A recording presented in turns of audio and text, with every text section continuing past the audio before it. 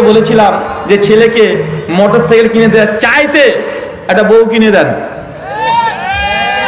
তাহলে সমাজে দুর্ঘটনা কম ঘটবে। কিন্তু মোটরসাইকেল কিনে দিলে দুর্ঘটনা বেশি হবে কি হবে না? বিয়ে দিবেন না, মোটরসাইকেল কিনে দিবেন, মোটরসাইকেলের পেছনে গার্লফ্রেন্ড চলে ঘুরে বেড়াবে। 31st নাইট আজকে ঘুরে বেড়ায় কি বেড়ায় না? তাই মোটরসাইকেলের বাদে একটা বউ কিনে দেন, ছেড়ে দেবেন, ঠিক সোজা হয়ে যাবে।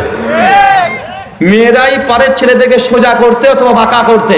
বিয়ের আগে থাকলে বাঁকা হয়ে যাবে, আর বিয়ের পরে হলে ওই মেয়েটা সোজা করে দেবে। দেয় কি দেয় না? দেয়।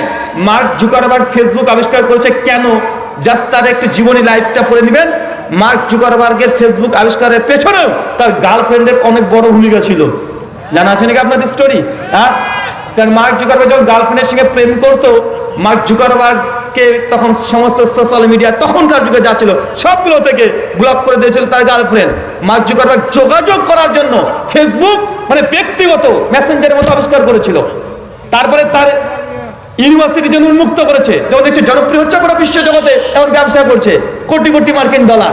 তাই মেয়েরাই পারে সোজা করতে বা বাঁকা করতে। এখন বিয়ে করার সামর্থ্য নেই, সুন্নাতি বিয়ে শিখে কি করবে? কাউকে ডেকে নিয়ে আসেন, যে বিয়ে করবেন দাঁড়ান।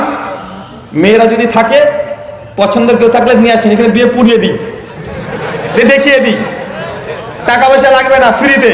কথা বুঝতে পারছেন? দেখেন, মেয়েদের আর ছেলেদের বিয়ের জন্য বিয়েতে জটিলতা কিছু নেই। এক, মেয়েকে রাজি থাকতে হবে। কি বললাম? মেয়েকে রাজি থাকতে হবে। মেয়েকে জোর করে বাপ বিয়ে দিতে পারবে না।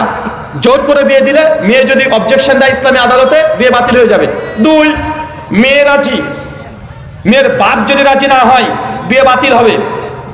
জামে তিরমিজি 11 নম্বর হাদিস, লা নিকাহ ইল্লা বিওয়ালি, ওই বিয়েটা বৈধ নয় যে বিয়েতে মেয়ের গার্জিয়ান অভিভাবক রাজি নয়। মেয়ের গার্জিয়ানকে মেয়ের বাপ, মেয়ের দাদা, তাও নাই, মেয়ের বড় ভাই, এর হচ্ছে গার্জিয়ান।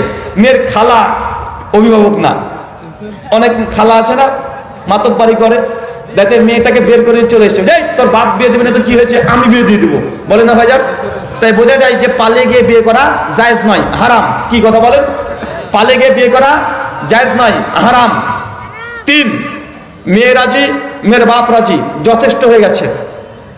ছেলে রাজি, ছেলে বাপ যদি রাজি না হয় তাও বিয়ে হবে। কারণ ছেলে নিজেই একাই ও ডন, ও কি ও ডন, একাই 100। কিন্তু মেয়েরা একটু দুর্বল, এই জন্য মেয়েকে রাজি থাকতে হবে। বাপ জোর করে বিয়ে দিতেও পারবে না, আবার বাপের অমতে মেয়েকে বিয়ে করতেও পারবে না। কেন? মেয়েরা আবেগে বেশি, তাদের আবেগ প্রবণতা বেশি, তাই হঠকারিতা সিদ্ধান্তটা নিয়ে নিতে